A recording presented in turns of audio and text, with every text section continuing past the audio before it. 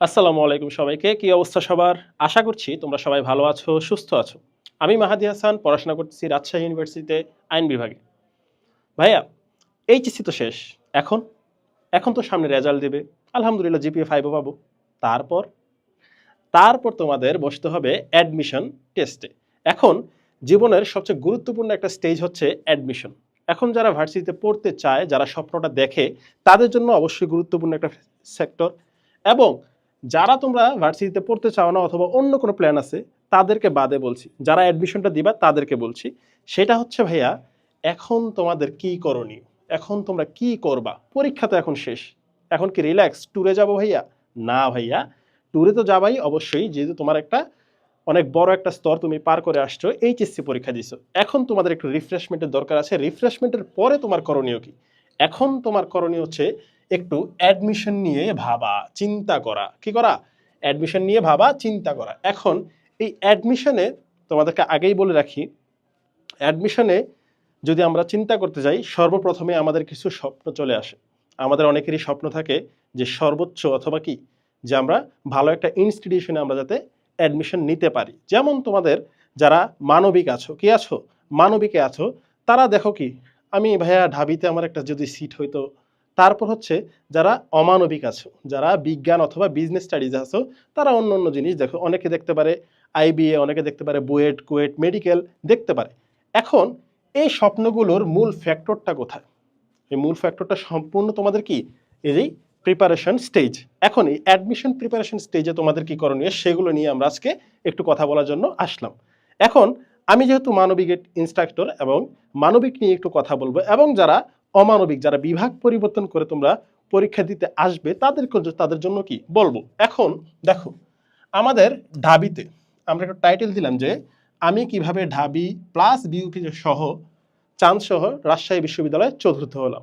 ওকে, লাইনটা লিখলাম জাস্ট তোমাদের অ্যাটেনশন গ্র্যাব করার জন্য। এখন দেখো, আমরা যারা ঢাবিতে পরীক্ষা দিতে যাই, কোথায়? ঢাবিতে। এখন ঢাবির কোশ্চেন প্যাটার্ন কি তোমাদের জানা আছে? ঢাবির সিলেবাস কি তোমাদের জানা আছে? তোমাদেরকে আরেকটু ইনফরমেশন দিয়ে রাখি যে অ্যাডমিশনে ভাইয়া কোনো সিলেবাস নেই। আয় হায়, কি বললাম?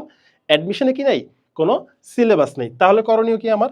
এখন ঢাবিতে আমার যদি অ্যাডমিশনে সিলেবাসই না থাকে, তাহলে সিলেবাসটা আমরা কি পড়বো? কি পড়বো সেটার উত্তর তোমাকে বলে দিবে বিগত প্রশ্ন। কি বলে দিবে? বিগত প্রশ্ন। এখন এই বিগত প্রশ্ন আমি কোথায় পাবো ভাইয়া? দেখো, যত ভার্সিটি আছে, যত বিশ্ববিদ্যালয় আছে, তোমার বুয়েট, কুয়েট, মেডিকেল যত কিছু আছে, সকল কিছুর কিন্তু বাজারে অনেক অনেক প্রশ্ন ব্যাংক পাওয়া যায়। যারা আছো মানবিকে, তাদের জন্য অনেক অনেক ভালো কোশ্চেন ব্যাংক আছে। তোমাদের আছে তোমার জয়কেলু কিছু কোশ্চেন ব্যাংক আছে। তারপর হচ্ছে আমাদের যে তোমার আরো অনেক অনেক আছে, বাজারে অনেক প্রশ্ন ব্যাংক আছে। এই প্রশ্ন ব্যাংকগুলো তোমরা কি করবা? কালেক্ট করবা। এই প্রশ্ন ব্যাংক দেখে তোমরা বোঝার চেষ্টা করবা যে কোথা থেকে কোশ্চেনটা হয়, কোন টপিক থেকে কোশ্চেনটা হয়। এখন এটা তুমি কিভাবে করবা? একবারেই করতে পারবা না। এখন এই বিগত প্রশ্ন আমি কিভাবে করব, আমার যে এক্সপিরিয়েন্সটা তোমাদের আজকে শেয়ার করব, এক্সপিরিয়েন্সের সাথে সাথে তোমাদেরকে আমরা একটু পড়াশোনার টাচও দেব। ঠিক আছে? দেখো, এই বিগত প্রশ্ন আমি সলভ করতে গেলে আমার কি কি হবে? উপকার হবে আমার এরিয়া মার্কিং। কি হবে? Area marking. এই এরিয়া মার্কিং জিনিসটা কি? এরিয়া মার্কিং হচ্ছে ভাইয়া, আমি বুঝতে পারবো যে কোন চ্যাপ্টারের কোন জায়গাটা থেকে আমার কোশ্চেনটা হয়, কোন লাইন থেকে স্পেসিফিক কোশ্চেনটা হয়, কোন টপিক থেকে হয়। অর্থাৎ এই এরিয়া মার্কিং এর জন্য আমার বিগত কোশ্চেন সলভ করা খুবই খুবই গুরুত্বপূর্ণ। এখন আসো 2 নম্বরের জিনিসটা কি হবে আমার? একে তো করলাম এরিয়া মার্কিং, বিগত প্রশ্ন এরিয়া মার্কিং করে গেল। তারপর হচ্ছে তোমার কি? প্রশ্ন সলভ। এখন এই প্রশ্ন সলভের উপকার কি? প্রশ্ন সলভের উপকার হচ্ছে, তুমি যখন কোনো কোচিংয়ে অফলাইন বা অনলাইন যেখানেই পরীক্ষা দিতে যাও অথবা কি ডেমো এক্সাম যেগুলো দাও, এই প্রশ্ন সলভের কারণে তোমার ওই পরীক্ষায় তোমার একটা বেনিফিট অটোমেটিক পেয়ে যাবে যে এই কোশ্চেনটা তো আমি বিগততে পড়ছিলাম। দেখবা যে হুবহু কোশ্চেনই প্রায় চলে আসে। বেশিরভাগ অ্যাডমিশনগুলোতেই বিগত প্রশ্ন থেকেই হুবহু কোশ্চেন কমন চলে আসে। আবার যারা এই অনলাইন অথবা অফলাইনে পরীক্ষাগুলো নেওয়া হয়, সেখানেও ম্যাক্সিমাম ক্ষেত্রে দেখা যায় যে 30-40% তোমার কি থাকে? বিগত প্রশ্ন থাকে। তাহলে এই বিগত প্রশ্ন যদি আমরা অ্যানালাইসিস করি অথবা আমি যদি এই বিগত প্রশ্ন ব্যাংকটা দেখি, একে তো আমার এরিয়া মার্কিং হচ্ছে, তারপর হচ্ছে আমার কি প্রশ্ন সলভ করা যে হইতেছে, এবং এই প্রশ্ন সলভ করার উপকারিতা কি আমি বিভিন্ন পরীক্ষায় আমি পাচ্ছি। তুমি ডেমো এক্সাম দাও অথবা ডামি এক্সাম দাও অথবা তুমি অফলাইন অনলাইন যেখানেই পরীক্ষা দাও, সেখানে তুমি এইটার সরাসরি বেনিফিট উপভোগ করবা। এখন আসো, এই বিগত প্রশ্ন পড়তে গেলে তোমাদের কিছু ল্যাকিংস থাকে। এই ল্যাকিংসগুলো কি? বিগত প্রশ্ন দেখবা যে আমরা এইচএসসিতে যে সিলেবাস পড়ে আসছি সেই সিলেবাসের সাথে কোনো মিল নাই। কোনো মিল নেই এমন না, কিছু কিছু মিল নাই। কি নাই? কিছু কিছু মিল নেই। আমরা এইচএসসিতে কি পড়ছি ইংরেজিতে? ইংরেজি ফার্স্ট পেপারের ক্ষেত্রে কি আমরা seen passage, scene comprehension, answering question, summary এগুলো পড়ে আসছি, প্যারাগ্রাফ এগুলো পড়ে আসছি। কিন্তু ওইটা হচ্ছে রিটেনের ক্ষেত্রে আমরা পড়ে আসছি। আবার ইংরেজি গ্রামারের ক্ষেত্রে আমরা কি পড়ে আসছি? যে fill in the gaps, article, preposition এগুলো আমরা কি রিটেনের জন্য পড়ে আসছি। ঠিক আছে? কিন্তু আমাদের অ্যাডমিশনটা ম্যাক্সিমাম ক্ষেত্রেই কি হয়? এমসিকিউ আকারে হয়। কি হয়? এমসিকিউ আকারে। এখন এমসিকিউ আকারে যখন হবে, বেশিরভাগই এমসিকিউ। ঢাবিতে তোমার কি এমসিকিউ প্লাস রিটেন। এই দেখো, ঢাবিতে এমসিকিউ হচ্ছে কি এবং রিটেন। রিটেন থাকে হচ্ছে তোমার, এই যে এমসিকিউ থাকে হচ্ছে 60 মার্ক, রিটেন থাকে কি 40 মার্ক। যারা মানবিকে আছো, এই রিটেনে 40 মার্ক কিসের মার্ক? বাংলায় 20, তারপর কি ইংরেজিতে 20, এটা থাকে। এবার এই বিগত প্রশ্ন যখন তুমি করবা, এই কাজগুলো তুমি উপভোগ করবা, এবং নেক্সট কাজ হচ্ছে তোমার বিগত প্রশ্ন সলভ করার পরে তোমাদের সাবজেক্ট ভিত্তিক যে প্রিপারেশনটা আছে সেটা নেওয়া। সাবজেক্ট ভিত্তিক প্রিপারেশন। এখন সাবজেক্ট ভিত্তিক প্রিপারেশনটা কি?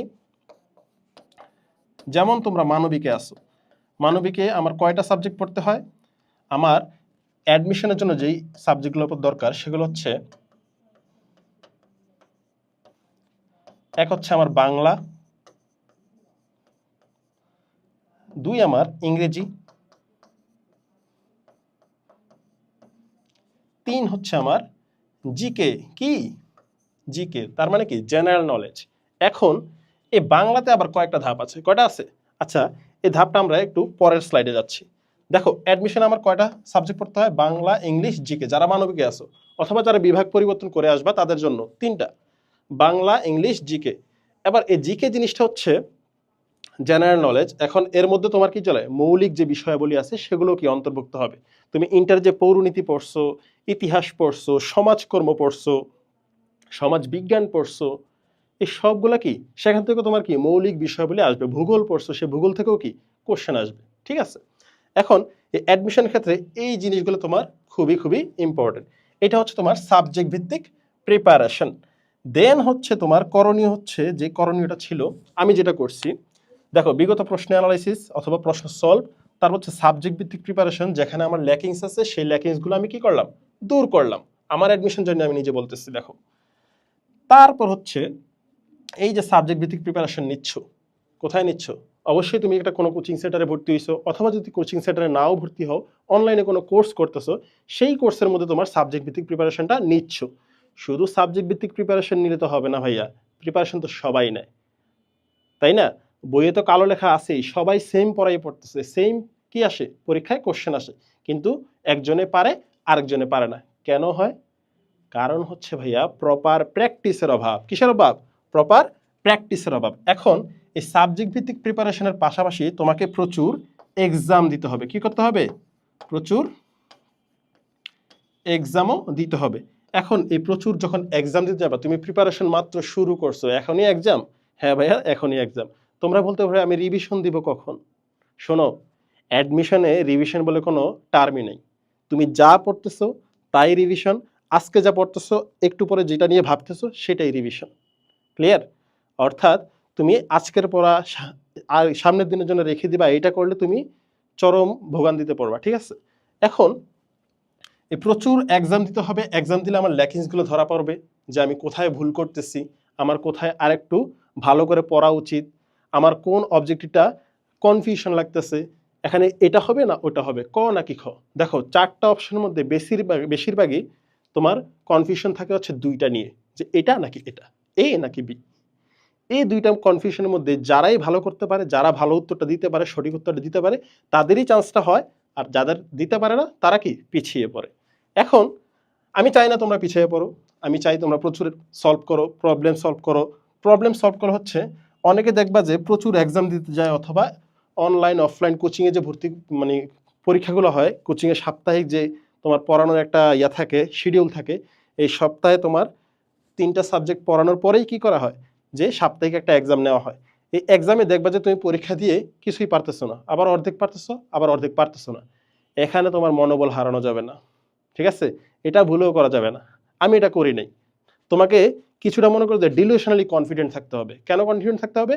যে আমি যতটুকু পড়ছি, যে পড়ার মধ্যে যতটুকু কোশ্চেন আসছে, আমি ততটুকু আলহামদুলিল্লাহ পারছি।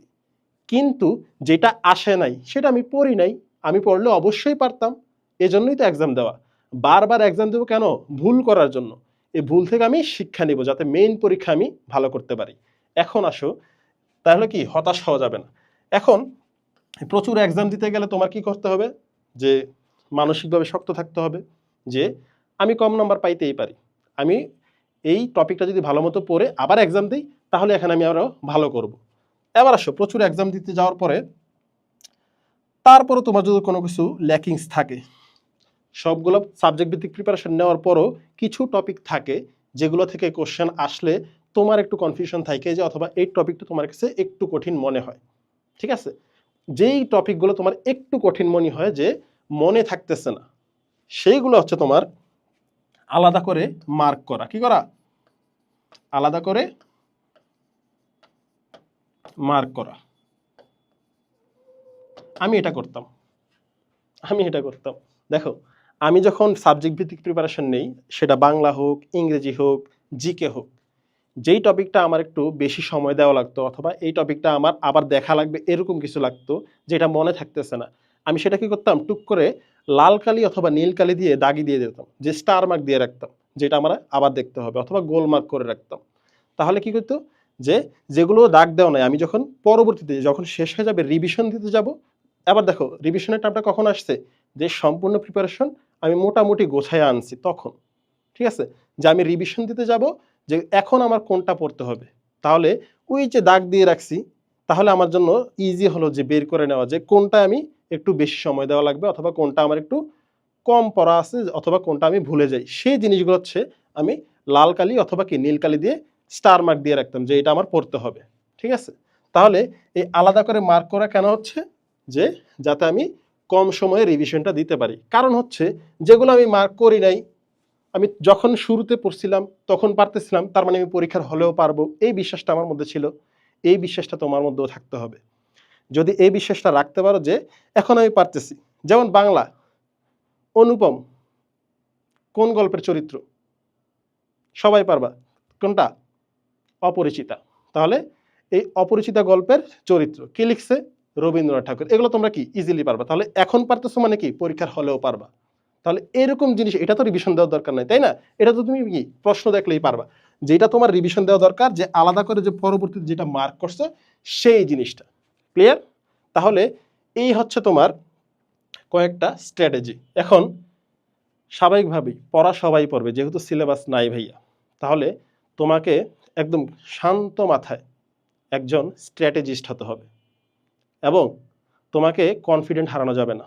কনফিডেন্স যদি হারাইছো ভাইয়া, ওই যে কোচিংয়ে আমি নাম্বার পাই না ভাইয়া, আমি কোচিংয়ে ভালো রেজাল্ট করতে পারতেছি না, এগুলো যদি মাথায় নিয়ে নাও, হেডেক নিয়ে নাও, মানুষের কথা যদি তুমি মাথায় নিয়ে নাও, তাহলে ভাইয়া তোমার মনোবল হারবেই, এবং তোমার সামনে আগানোর যে তোমার স্পৃহা অথবা মোটিভেশন বলো, যাই বলো না কেন, সেটা তোমার আস্তে আস্তে মরে যাবে, ঠিক আছে?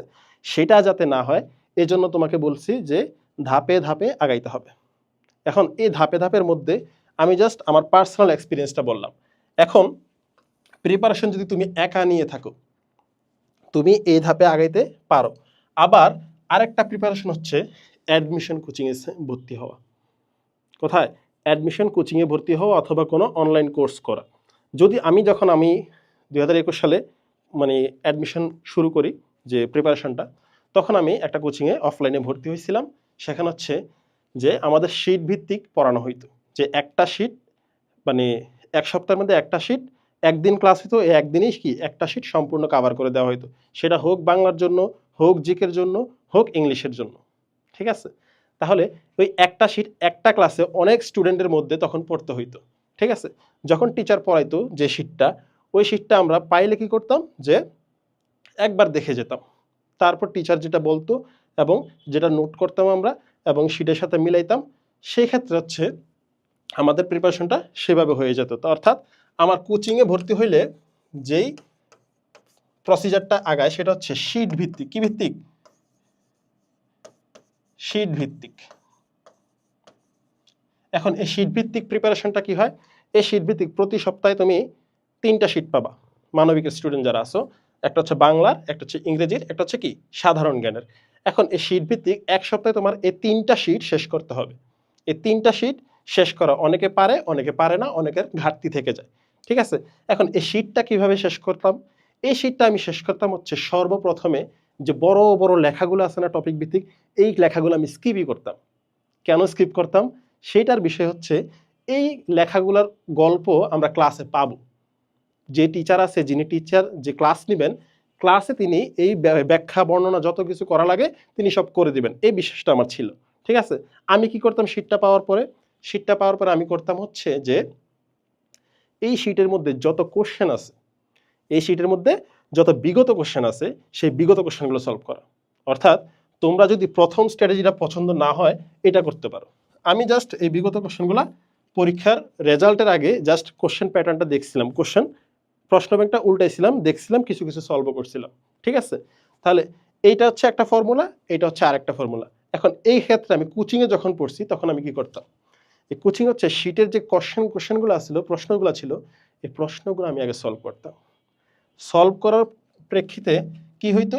এই সলভ করার পরে যখন আমি ক্লাসে যেতাম, ক্লাসে হচ্ছে নোট নিতাম। কি নিতাম? আমরা অবশ্যই বাংলা ইংরেজিকে আলাদা আলাদা খাতা রাখতাম। এই খাতার জন্য আমি কি করতাম? এই খাতায় নোট করতাম, অর্থাৎ নোট নেওয়া। অর্থাৎ একজন টিচার ক্লাসে যখন আসতেছে কোচিংয়ে, সে অবশ্যই কিছু লিখতে, বোর্ডে কিছু না কিছু লিখতেছে। লিখার ক্ষেত্রে যে জিনিসটা আমার কাছে ইম্পর্টেন্ট মনে হইতো, গুরুত্বপূর্ণ মনে হইতো, সেটা আমি কি খাতায় নোট নিতাম অথবা কি ওই শিটে কোনায় লিখে রাখতাম। ক্লিয়ার? ওকে। এই শিট ভিত্তিক যে প্রিপারেশন, একে তো কোশ্চেন সলভ, তারপর হচ্ছে নোট নেওয়া, তারপর কি হইতো? বাসায় গিয়ে নোট প্লাস শিট। অর্থাৎ যেদিন যেই ক্লাসটা হইতো, যেমন আজকে ইংরেজি ক্লাস হয়েছে, ইংরেজি ক্লাসের নোট নিলাম, তাহলে বাসায় গিয়ে আমি কি করতাম?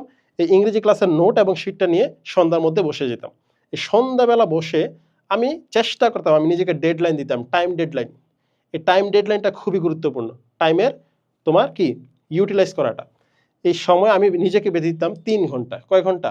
3 ঘন্টা। এই 3 ঘন্টার মধ্যে আমি একটা শিট শেষ করবই। বুঝছো?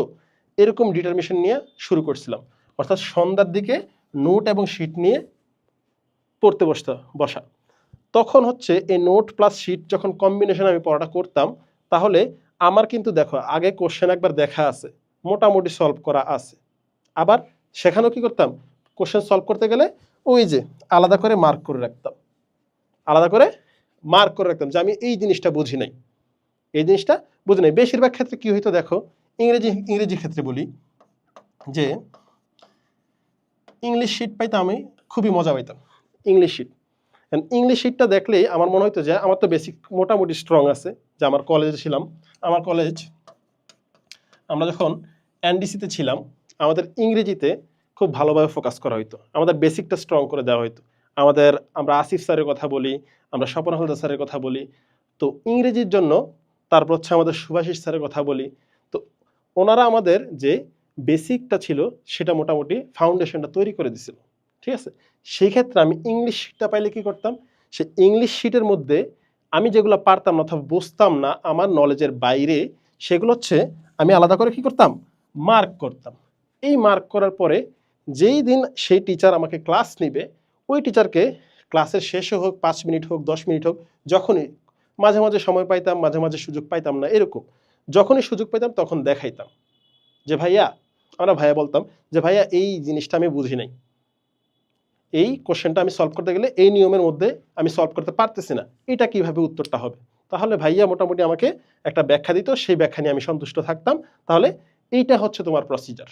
অর্থাৎ কোচিংয়ে যখন আমরা বিষয়ভিত্তিক অর্থাৎ শীট ভিত্তিক প্রিপারেশনটা নেই, শীটের মধ্যে যে গুরুত্বপূর্ণ টপিক ছিল টপিক ওয়াইজ প্রিপারেশনটা নেওয়া হয়। তোমরা কখনো মাথায় নিবা না যে অ্যাডমিশনে আমার এত মোটা মোটা বই সলভ করতে হবে, এত মোটা মোটা বই শেষ করতে হবে। এটা মাথায় ভুলেও নেওয়া যাবে না। তুমি মাথায় এটা নিছো মানেই কি তোমার প্রিপারেশন অলরেডি ডেড। মোটা বই সাজাই রাখতে সুন্দর লাগে, ঠিক আছে, একদম বাস্তব কথা। তুমি সাজাই রাখবা, তুমি পড়বা না, দেখবা তোমার অলসতা লাগতেছে এই মোটা মোটা বই দেখে। তাহলে শীট অথবা ছোট ছোট যে বইগুলো আছে তোমার মূল বইয়ে ফোকাস করো। মূল বইয়ে ফোকাস করার পরে তোমার কি মোটা মোটা বই অবশ্যই দরকার লাগে। কখন লাগে? কোশ্চেন সলভ করার ক্ষেত্রে। একে তো বিগত কোশ্চেন, আমার শুধু বিগত কোশ্চেন হলেই তো হবে না, আমাদের আরও কি সম্ভাব্য কি কোশ্চেন আসতে পারে সেই কোশ্চেনগুলোও কি সলভ করা দরকার। ওইগুলো হচ্ছে তুমি বিভিন্ন রেফারেন্স বইয়ে পাবা। ওই রেফারেন্স বইয়ে আমার কোশ্চেন কালেক্ট করার অথবা কোশ্চেন সলভ করার জন্য আমি রাখতেছি। আবার ওই রেফারেন্স বইয়ে কিছু ভালো ভালো জিনিসও থাকে, যেমন কি যে একটা জিনিস সহজে মনে রাখার টেকনিক থাকে। ওই টেকনিকগুলো তুমি নিজে আত্মস্থ করতে পারো অথবা নিজেই টেকনিক নিজে বানাইতে পারো, ঠিক আছে। এখন এটা হচ্ছে তোমার কোচিংয়ের স্ট্র্যাটেজি, এটা হচ্ছে তোমার পার্সোনাল স্ট্র্যাটেজি। এখন এই তো গেল স্ট্র্যাটেজির কথা, এইভাবেই পড়াশোনা আগাই নিতাম। তারপর হচ্ছে কোচিংয়ে কী হইতো, একটা সাপ্তাহিক টেস্ট হইতো, উইকলি টেস্ট।